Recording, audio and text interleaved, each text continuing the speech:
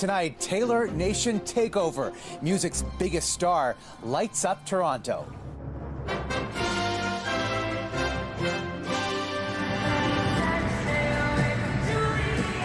Thousands of enchanted fans come together from far and wide. The vast majority of the fans we expect for the concerts this week are coming from out of town. And the swift impact on life in the city. Mounting a push to enhance trust, the RCMP rollout of body cams. You can record up to 60 hours of footage on the camera. Donald Trump nominates anti-vaccine activist Robert F. Kennedy Jr. for health secretary. I think you're going to do some unbelievable thing. Nobody's going to be able to do it like you. Plus, a satirical news site gets serious about taking on a conspiracy theorist. To make it very, very hard for him to continue to spread his lies. And a front row seat to music history. I have to remind myself to put down the camera and just look at Taylor Swift. Meet the Swifty photographer who turned her wildest dream into reality. It's just electric.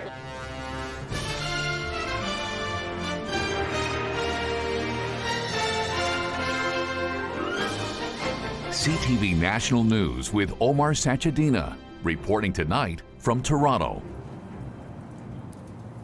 Good evening, everyone. Thousands of fans gathered at the arena behind me to watch and listen to global pop superstar Taylor Swift kick off the Canadian leg to her wildly successful world tour. I really want to spend those last shows with the most generous, encouraging, welcoming, passionate, excitable fans. So we came to see you in Toronto. Excited and enthusiastic Swifties descending on the city from all across Canada and around the globe. Where you guys from? Vegas. Nebraska. And New Brunswick. Ottawa. I'm from Vancouver, actually. Some spending thousands on tickets, merch, accommodations, and an experience they say will last a lifetime. I'm really excited. This is my first concert ever. We've got 3 generations here. Yeah. This is our mom, we're sisters, and these are our girls. There's something about Taylor Swift fans that are just so special. Everyone's just so nice and welcoming. I can't even put it into words. I keep just wanting to cry. And many others have come without tickets just to be part of all the action. CTV's Adrian Gobriel joins me now. Adrian, I've heard comparisons to Woodstock, to Beatlemania. What are fans telling you about what they're feeling and what this moment means for them? Omar, for this group of fans that spans generations, this is a shared musical moment in history for them that stacks up against all of those that you just mentioned, because this is their moment. Around the stadium tonight, there are hundreds of people. As you can see, I'm holding an umbrella. It's been raining. People who haven't had tickets, there's been groups, hundreds of people outside singing in the rain, dancing in the rain, trying to catch a glimpse of Taylor Swift inside the stadium and taking it all in. Now I'm joined by Bansri. You're actually an international student from India. Yes, that's true. You've been out here all night. Yeah, we've been here since 6 or 7 o'clock in the evening. No ticket. No ticket, no luck. I've seen people cry and sob and, go home. I've seen people drenched in rain over here all night. And there is us, we're, still enjoying because, Taylor Swift's in town. So if we cannot go and, attend the concert, we can just, the Swifties can never not have fun. You can hear them singing behind us right now. Yeah. You wanted to be in Taylor Swift's aura tonight. Yeah, I so wanted to, but then, you're an international student, you have your own, struggles, financial struggles. How much have you enjoyed this evening? Trust me, I do not regret 1% for not having to attend the concert right now because these people are so sweet and you can see my voice is gone till now, Go enjoy yourself. Yeah, thank you so much. Thank you so much. Thank you. And that's really, some of what we've learned tonight. These fans, tonight is about positivity. It's about celebrating music. It's about inclusivity. And Omar, really the fact is we are on Taylor's planet tonight and we're just living on it. We certainly are. Love her energy and not a moment or a night that she will forget. Adrian, thank you. Well, the Eras Tour is as big as it gets, and here's why. Swift opened the tour in Arizona back in March 2023, and ever since has traveled to 5 continents, making 51 stops and performing nearly 150 3-hour shows, each with about 40 songs. It is the highest grossing tour of all time, the first ever to take in $1 billion. The concert movie also happens to be the highest grossing concert film ever, and the city expects this to be the highest grossing live music event in Toronto's history. The economic impact, direct and indirect, is estimated at $282 million. CTV's Heather Wright on the financial ripple effect tailor-made for Toronto. Omar, people have been waiting more than a year for tonight. The shows are sold out. Some tickets are available. Many of them are going for thousands of dollars. We are never, ever, ever. The Eras Tour has landed. We've got a lot going on. Swifties bringing to Toronto the energy, the outfits, and the excitement. It's awesome. We've been talking about this for a year and a half. It's a great night. Taylor Swift, the Eras Tour! The area outside the Rogers Centre packed with fans and security. Thousands are expected to flock to the Rogers Centre over the next 10 days for 6 sold-out shows. Thank you.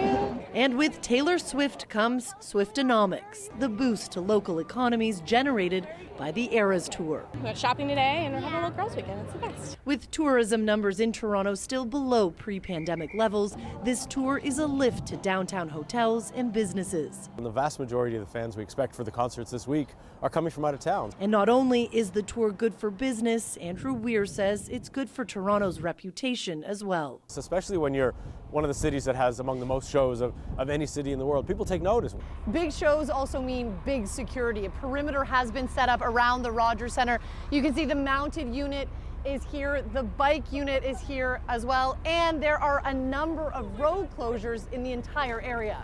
The Toronto Police have been working really closely with tour organizers, city staff, all departments to ensure that we have appropriate resources in place. And while the city says it is prepared, those preparations aren't sitting well with some, especially those who live and work downtown. Chaos, mayhem. And are bracing for 10 days of commotion. And I think it's just been a little bit difficult feeling like maybe like day-to-day needs for residents are not being prioritized, but this is. And this is only night 1. 5 more shows for Taylor Swift here in Toronto before she wraps up the Eras Tour in Vancouver. Omar. That's right, just the beginning of the Canadian stretch. Heather, thank you for this tonight. And later in the show, we'll bring you my conversation with a Canadian photographer now living in California about how she got the chance to work with Swift during 3 separate tours. We have some developing news tonight on the Canada Post labor dispute. The union says its workers will begin rotating strikes after the midnight Eastern deadline to reach a deal expired. We are still awaiting a response from Canada Post. A disruption could have a major impact on parts of the country during the busiest time of the year. Police have released body cam footage of a widely shared altercation at a Hindu temple protest in Brampton, Ontario.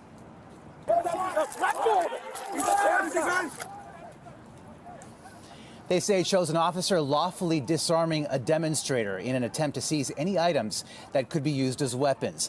A review was conducted after the incident was first posted to social media. Police say the video shows the man refused to surrender the weapon and became confrontational. And starting Monday, the Mounties will start using body cameras at select detachments. When the full rollout is complete, more than 10,000 cameras will be deployed, with the RCMP aiming to have about 90% of their frontline members using the devices by this time next year. All part of a push, as CTV's Rachel Aiello reports, to make the RCMP more accountable. It says that it's ready.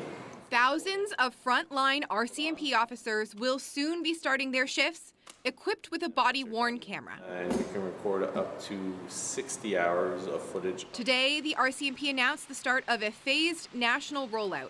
1,000 general duty officers will be equipped with the device each month. Full implementation of more than 10,000 cameras is expected within a year to 18 months. The RCMP says it has trained officers to take a seatbelt off, camera on approach, meaning they'll be recording most interactions. We tap twice in the center, It turns to red, which means it's recording. The audio and video captured will be uploaded to an evidence management system with policies around who can access it and for how long. I see your hands. This program was first promised in 2020, after a series of high-profile and deadly police interactions with people of color sparked demands for police reform.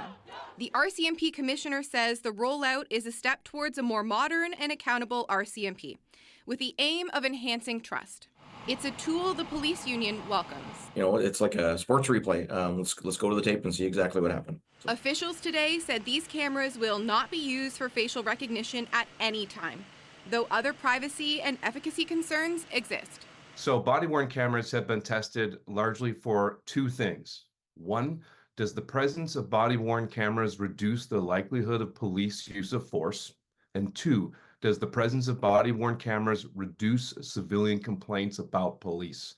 And the findings are inconsistent. The federal government has allocated nearly $240 million to implement the body cam system, with plans to review the program in 5 years. Omar? All right, Rachel, thanks. U.S. President-elect Donald Trump is adding another provocative pick to his cabinet. He's chosen anti-vaccine activist Robert F. Kennedy Jr. as his health secretary. Kennedy Jr. has been widely criticized for his controversial stances that also include taking fluoride out of drinking water. The role would put him in charge of an agency that oversees all aspects of public health, from drug and food safety to medical research. The satirical website The Onion has bought Alex Jones's far-right website InfoWars. Now under new management, the purchase at auction was backed by families of the victims of the Sandy Hook school shooting, who successfully sued him for defamation. Here's CTV's Joy Malvin. To upload this to X. Broadcasting from his InfoWars studio in Texas, Alex Jones seemed distraught. Where they're shutting us down, even without a court order. His far-right media empire, trafficking in conspiracies for decades, sold at auction to The Onion. And it's no joke. The satirical news site known to lampoon just about anything was serious and backed by the Sandy Hook families. It was us or Alex Jones. That's who could either continue this website unabated, basically unpunished for what he's done to these families over the years, or we could make a dumb, stupid website. Jones hoped Donald Trump and his allies would bail him out after a judge ruled he had defamed the Sandy Hook families by spreading lies that the massacre of their children was a hoax. Sandy Hook is a synthetic, completely fake, with actors. Under oath, Jones admitted it was all a lie, ordered by a judge to sell his assets, his website, his studio, even the supplements he sells, to pay damages. The families agreed to accept a smaller payout to help The Onion's auction bid. For Robbie Parker, whose daughter Emily was murdered, it's the justice he's waited for. I wasn't naive enough to think that I could silence Alex Jones. Our goal, and the reason I joined the lawsuit, was to, one, reclaim Emily's memory, and also to make it very, very hard for him to continue to spread his lies. The Onion wouldn't disclose how much they paid. It was $1 trillion. But seriously. I can't say. I can't say it, yeah. Turning out the lights on InfoWars, it reads site unavailable till further notice. The Onion plans to use InfoWars to mock disinformation and those who spread conspiracies without mercy. Omar? All right, Joy, thank you. Coming up, stolen in seconds. So let's see if this starts the car. We have ignition. Tracking down the tool used by car thieves. Plus, a Swifty's life behind the lens.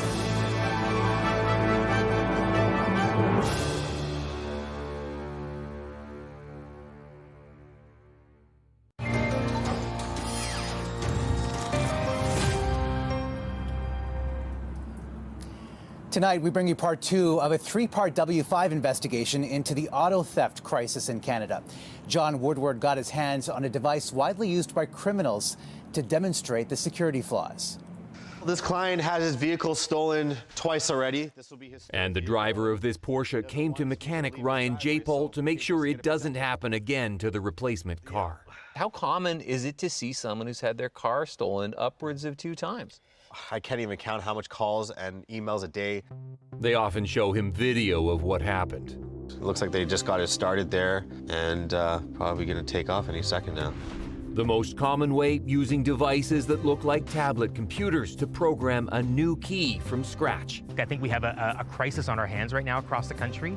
Elliot Silverstein is with CAA. He points to figures that show more than 70,000 vehicles were stolen across Canada in 2023, one every 5 minutes, adding up to more than $1.5 billion lost to thieves that year. Give me a sense of the scale of this problem. You think about a natural disaster, catastrophic issue like a flood or a hurricane, and imagine it happening every day of the year without any end in sight. That's what the auto theft issue is right now in Canada. Measures by the federal government have helped drop that rate by around 17% this year. But Silverstein says a major issue remains: those key programming devices that appear to be legally available for sale online. You know, consumers are vulnerable.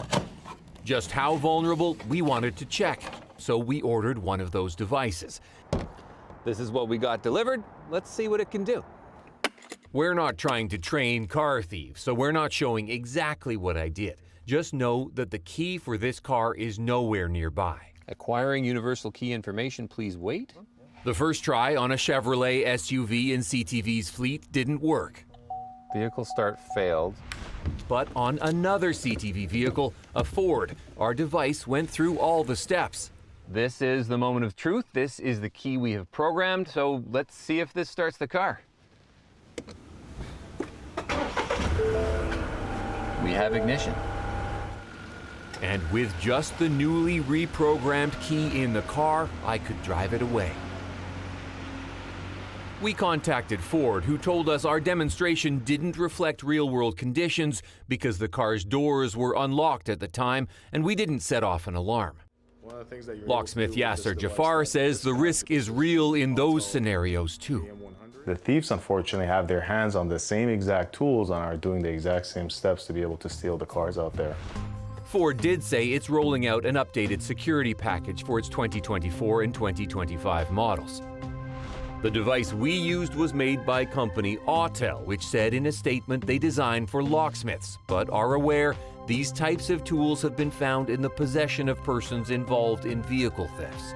The company says it's cooperating with law enforcement and trying to find ways to lock thieves out, saying Autel is committed to being part of that solution, which Ryan J. Paul says can't happen soon enough. Really anybody can purchase these things. Is that a risk? Absolutely. There's no reason why devices that can clone keys should be sold on Amazon. He sells a security system called an IGLA that requires a password to start the car, something our device can't beat. And tomorrow, a stolen car bust by police near Toronto, and W5 goes along for the ride. Still ahead, the two Canadians capitalizing on a boxing match for the ages.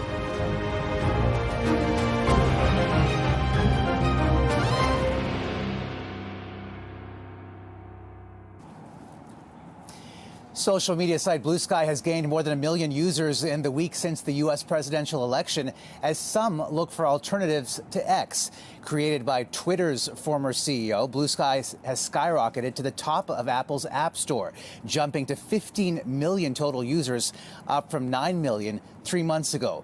This latest X exodus comes as some users are unhappy with the site's direction under owner Elon Musk and his alliance with President-elect Donald Trump.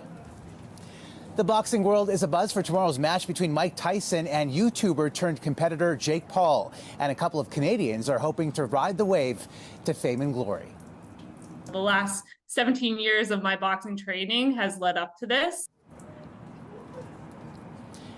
Toronto native Melinda Watpool and Niagara Falls native Lucas Body are part of several lead-up fights before the main event. The fights will stream live tomorrow night on Netflix. After the break, swift success, a Canadian photographer's career-defining moments.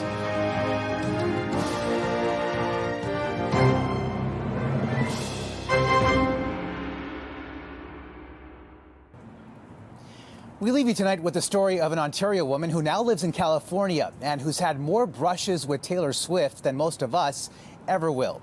Jasmeet Sidhu got to photograph the star on 3 separate tours, and in a recent conversation, she told me how. For the white desk. Towering high above the city, Taylor Swift has now taken over. This is my favorite photograph that I took from that show. Is a photo tribute to the global superstar. This is going to be the Woodstock of our generation, you know, that concert that people talk about 10, 20, 30 years from now.